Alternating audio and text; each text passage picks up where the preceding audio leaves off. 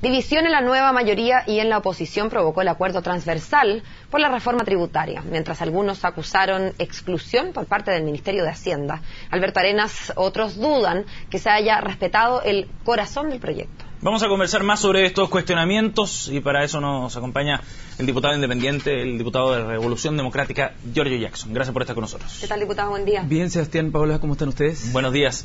Diputado, ¿qué fue lo que más le molestó? ¿La forma o el fondo? La forma me refiero a que hayan bypaseado, como decía usted en su cuenta de Twitter, a la Cámara de Diputados, o el fondo del protocolo de acuerdo y cómo se modifica la reforma tributaria. Yo creo que son ambas cosas, porque sí que probablemente la gente ha recibido muchos estímulos de lo que significan los cambios de la reforma tributaria y ya para empezar es un tema bien complejo, tiene muchas aristas técnicas, pero por supuesto también aristas políticas que tienen que ver con qué se hace con la recaudación de impuestos para financiar los servicios y la provisión de servicios públicos.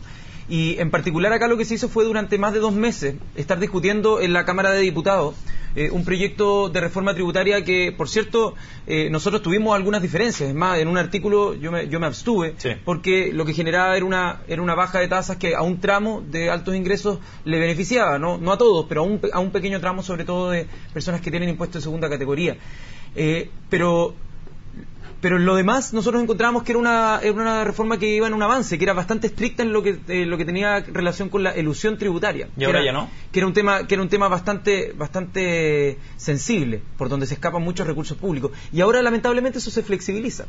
Y cuando se habló que todo esto era un tema para beneficiar supuestamente, o los que alegaban contra la reforma tributaria esgrimían argumentos que esto era malo para las pymes, para las clases medias, lo que resultó es que la solución que se provee con respecto a este término de la renta atribuida y salida-escape que se le da al término del FUT, esta alternativa que se puede escoger, es sencillamente una puerta abierta para seguir fomentando la elusión tributaria y el chuteo de impuestos para el infinito, que era lo que tenía el FUT. Esto de que no pago este año, pero supuestamente se pagó el próximo y no se paga nunca. Y esa parte, lamentablemente, en un porcentaje importante, se mantiene y yo creo que los objetivos que se pretendían, que era disminuir la equidad horizontal, generar más recaudación y menos espacio a la ilusión, no se sostienen y eso afecta, por supuesto, el corazón de la reforma tributaria que se había hecho. Pero el corazón de la reforma tributaria no es la recaudación, los 8.200 millones de dólares que efectivamente se supone se van a recaudar, no es el haber terminado el FUT, aunque sea de forma parcial, pero se acaba el FUT como aquella figura. Y por último, y el aumento de impuestos además a 27%. Y por último agregar quizás, diputado, que una reforma como la tributaria, que es siempre instrumental, porque es para otro fin, ¿no? O sea, no debería tener de corazón finalmente, si es un instrumento para. La reforma tributaria no tiene existencia en sí misma, sino como un instrumento. Si fuera solamente recaudación, cosa que yo estoy de acuerdo con que hay que generar recaudación y yo pongo en duda, al igual que muchos economistas que han salido al paso que no son precisamente radicales, ni extremistas, sino gente bastante técnico y que se autodenominan moderados y la gente los denomina como moderados, como por ejemplo Claudio Agostini. Ponen en duda que esto vaya a recaudar la cifra que se propone. Eso como primer punto. Y el segundo punto, si fuera solo por recaudación, sería cosa de aumentar un par de puntos del IVA. Y con eso se genera una gran recaudación. Pero los objetivos de la reforma tributaria no son solo recaudar, sino que sea una recaudación justa, que los más ricos paguen más, que no se permita que alguien solamente por tener inversión en capital y gane los mismos ingresos que alguien que la tiene por retorno al trabajo, no paguen distintos impuestos. Eso es lo que se llama también criterios de equidad. Y eso no se está logrando con esta reforma. Y yo creo que, por eso digo, el corazón de la reforma tiene sentido cuando uno se propone criterios distintos a los de la mera recaudación, porque si no, para eso subimos los puntos del IVA, lo pagan los más pobres y tenemos plata, pero esa no es la idea. Diputado, usted decía al principio que esto de bypasear a la Cámara y de que es un tema tan complejo y técnico. No hay, voy a parafrasear a Aníbaldo Mochati, que decía ayer que en algún sentido la propia Cámara se bypaseó a sí misma cuando hizo una discusión tan rápida, tan veloz, tan frenética, y cuando además votan todo en general, un artículo como el primero, que uno dice un artículo, la gente imaginará que un artículo es esto, pero era un artículo, era una sábana, que contenía las cosas más disímiles. Y ustedes, yo pedí una separación de votos. Lo tengo claro, pero cuando al final no se logra eso y la Cámara se vota así en bloque, es como que ustedes mismos, y digo ustedes porque para ponerlos todos en el mismo saco, dijeron, hagamos la pega expedita, el fast track. Eso les pasó la cuenta quizás en la Cámara Alta, donde se tomaron la molestia de ir punto por punto. Yo diría que, si es que vemos los tiempos, hasta el acuerdo de ayer pasó menos tiempo que lo que estuvo tramitándose en la Cámara. Por lo tanto, tiempo no fue. O sea, ¿Es en qué se usa el tiempo? Pero es que en el tiempo nosotros, yo sin ser parte como oficial de la Comisión ¿De Hacienda? Yo participé de la mayoría de las reuniones y recibimos a muchas personas, y es cierto que muchas veces el tiempo era acotado, pero las posiciones políticas estaban de distintos lados y se manifestaban todas en esa comisión. Las advertencias estaban. El problema no tiene que ver, desde mi punto de vista, con cuántas personas se recibieron, sino con diferencias políticas que muchas veces quienes están en una posición minoritaria tratan de encontrar cualquier artilugio, cualquier eufemismo para decir, saben que acá no se está escuchando. Si es que hubiéramos estado 2 años discutiendo esta reforma, y lo digo yo creo con bastante convicción, 2 años discutiendo y el resultado era el mismo por una convicción, muchos hubieran dicho otros argumentos para esgrimir esto, no sé, intransigencia, llevamos 2 años y no se ha cambiado una coma, cualquier cosa así. En este caso, como fue acelerado para que llegara hasta la ley de presupuesto, se esgrimió el tema del tiempo, pero no es el tiempo. Hay que reconocer que cuando se discuten temas sensibles como los tributos y le afecta a los bolsillos de personas que están generando hartos ingresos, existen resquemores, desconocer que existe el lobby, desconocer que el mismo presidente de la Asociación de Bancos dice, aquí está el papito de la reforma, de la guagua, y a mí me parece que es una violencia y un ninguneo hacia las instituciones democráticas de nuestro país, que a mí al menos me tienen bastante avergonzado, con bastante impotencia, porque uno trabaja en pos de hacer un debate público, un debate abierto, y ¿qué es lo que pasa? Que al final, en una reforma que es de suma importancia para el país, terminan cortando en la casa de un economista con el presidente de la Asociación de Bancos, y ellos son los que definen cómo se finalmente, corta la torta. Diputado, pero no es que ellos definen porque les han dado el poder el ministro y suponemos que por su arrogancia la presidenta. Bueno, por cierto, pues eso es lo que uno está alegando. ¿Y se lo han hecho ver a la presidenta? Si es que porque no he tenido la oportunidad de pero los dardos, ver a la presidenta. Pero incluso desde la prensa los dardos siempre van contra el ministro, pero uno supone que el ministro sigue órdenes de la presidenta.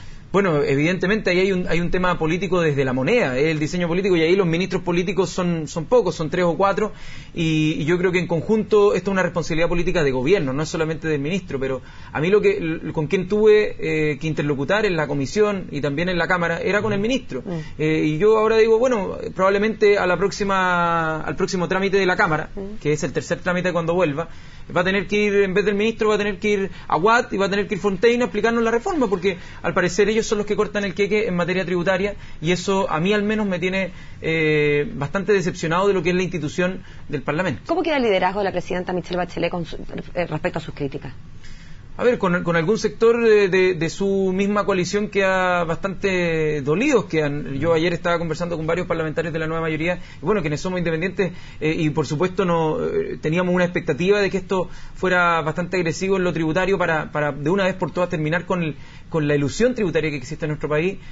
Por supuesto que es una decepción, pero ahora hay que ver cómo advertir de que esto no puede seguir pasando, y menos aún en lo educacional, donde lo que está en juego son finalmente cambiar el paradigma del sistema de distribución de oportunidades que tiene nuestro país. No es solamente sobre empezar a quitarle en el fondo beneficios tributarios a unos otros, sino finalmente se trata de la única oportunidad que tiene cada persona de surgir. Ahora, diputado, ¿qué es lo que puede haber motivado al ministro Arenas o al gobierno a cambiar el curso? Al principio eran mucho más duros, mucho más inflexibles, y luego terminan cediendo.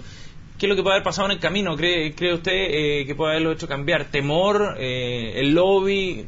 Porque no lo tengo claro. Yo creo que es una mezcla de distintas cosas. En la comisión se veía mucha presión de los distintos sectores productivos. Eso es un hecho que siempre está presente. Y me imagino que... Y que se podía prever, además. Claro. Por otro lado, hay un criterio político. Se dice que en la Cámara Alta, en el Senado, no existían los votos para aprobar la reforma. Pero mi pregunta ahí es, bueno, ¿para qué se hace una campaña donde se anuncia la eliminación del FUT, donde la misma presidenta le pide los votos a las personas para tener una mayoría parlamentaria? Y en estas cosas que es de materia simple, o sea, 50+1, no se puede ejercer una legítima mayoría ciudadana en el Parlamento. Pero yo creo que acá también corren fantasmas y traumas históricos. O sea, por ejemplo, las campañas del terror y todo lo que significó la influencia del sector económico para el gobierno de la UP. O sea, es recorrer la historia. Me perdí, diputado.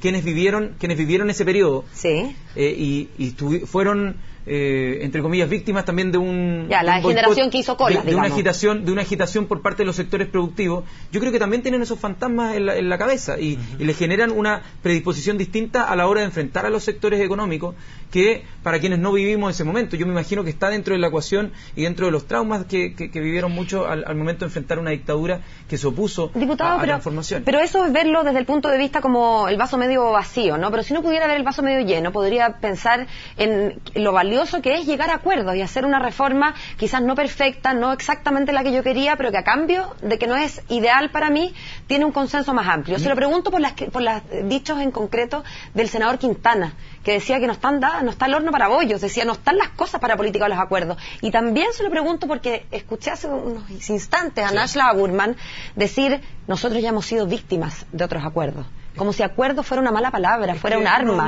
que hace daño. Yo creo que la palabra acuerdo o la palabra consenso son palabras preciosas en el sentido de que si es que existiera realmente un consenso, si nosotros genuinamente estamos de acuerdo con algo, eso es algo que se tiene que valorar.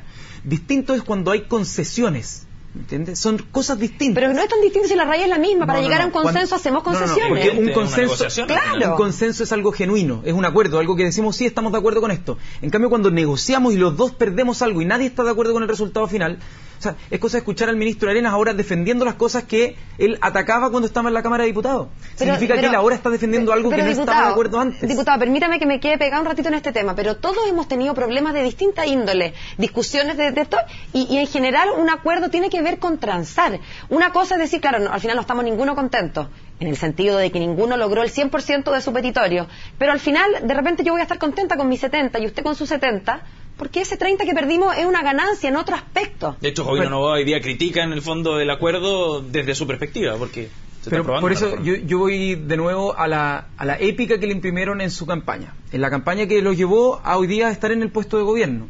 ¿Cuál fue uno de sus principales mensajes? Nosotros acá queremos generar una mayoría. ¿Ya? Pero usted sabe la diferencia que hay entre hacer campaña y gobernar. Yo al menos estoy en política por un tema de convicciones, por eso te estoy diciendo mi punto de vista. Cuando tú dices, yo le pido a la ciudadanía el voto de confianza para generar una mayoría. Históricamente no hemos podido aprobar distintas cosas porque se nos impone una oposición que no nos permite hacer los cambios, no tenemos mayoría en las cámaras. Le pedimos el voto a los ciudadanos para eso. Y hoy día, ¿qué es lo que se reedita? Se reedita lamentablemente el que una minoría puede poner un poder de veto. ¿Usted siente que se está traicionando a quienes votaron entonces por la lógica de deme su voto porque con eso hacemos mayoría y hacemos estos cambios? Yo creo que no se cumplió esa expectativa de que se le pide el voto, sobre todo en lo parlamentario, para poder tener una mayoría que permita hacer fluir cambios que la misma ciudadanía está demandando. Si acá no estamos diciendo que de lo que se trata es de bypassear a los que tengan menos votos, se trata de dar una discusión, un debate, y al momento de decidir, de dirimir, obviamente que tenga más votos, tienen que aprobarse. Así el mismo gobierno anterior, cuando tenía los votos, aprobaba las cosas, cuando no las podía aprobar. Y de eso se trata finalmente la democracia, de ir avanzando a medida que se tienen mayorías. Pero lo que más me preocupa tiene que ver con el tema educacional, porque acá, como ustedes bien dijeron, se trata de fondos, ¿ya? Recaudar fondos. Pero cuando se trata de políticas educacionales, las diferencias son tan profundas entre los dos sectores que me cuesta encontrar un punto medio. ¿Es viable una política de consenso? Yo creo que en educación no es viable porque algunos dicen estamos de acuerdo con el financiamiento compartido y otros dicen no estamos de acuerdo con el financiamiento compartido. Encontrar un punto medio ahí no encuentro un híbrido. Estamos de acuerdo con la selección y otros dicen no estamos de acuerdo con la selección. Estamos de acuerdo con el lucro y otros no estamos de acuerdo con el lucro. Si es que se intenta una metamorfosis de entremedio, yo al menos me opondría a algo como eso. ¿Y a la reforma tributaria así como está con este protocolo de acuerdo? ¿Se opondría? Yo al menos no contuvo mi voto por temas distintos la vez pasada. Yo me abstuve y ahora difícilmente pueda concurrir. Espero que en estos minutos en esta alargue que queda en el Senado se puedan introducir modificaciones para que sea aprobable. Si a mí me gustaría aprobar una reforma tributaria, es algo en lo que yo creo. Recaudar más recursos para dar bienes públicos es algo en lo que yo creo. Diputado, ¿qué son aquellos puntos que podrían hacer qué modificaciones tendrían que introducirse a este protocolo de acuerdo para que usted votara con el dedo hacia arriba? A ver, modificaciones son de varias índole. Por ejemplo, hoy día tú puedes hasta el infinito poder chutear los impuestos que pagas. Yo creo que eso tiene que regularse por tiempos. ¿No? Tú no puedes, si es que tienes un incentivo a la inversión, hacer que ese incentivo chutee permanentemente tu pago de impuestos. Yo creo que tiene que tener límites temporales, un par de años. Las empresas no pueden aprovecharse del sistema tributario, sino que tienen que, en el fondo, retribuir, si finalmente los tributos son eso, contribuir a lo que es el desempeño de una sociedad que va creciendo. Si es que un canal, por ejemplo, paga impuestos como este, es precisamente porque existe la infraestructura pública para que la gente pueda ver este canal. Y todo tiene que ver con cómo el país contribuye también a la empresa. Y no es solamente la empresa la que contribuya al país. Y yo creo que esa visión también es parte de la responsabilidad que tienen que tener los mismos empresarios y las mismas personas que tienen sus pymes, que yo creo que es bueno que aporten al país también, porque al final, si es que quieren que sus hijos no tengan que pagar 400.000 pesos para entrar a la universidad, es mejor pagar 10.000 pesos al mes en impuestos y de esa manera ir amortizando lo que significa la garantización de derechos sociales. Diputado Jackson, gracias por haber venido a CNN Chile. Muchas gracias a ustedes. Que estén bien. Buen día. Buen día.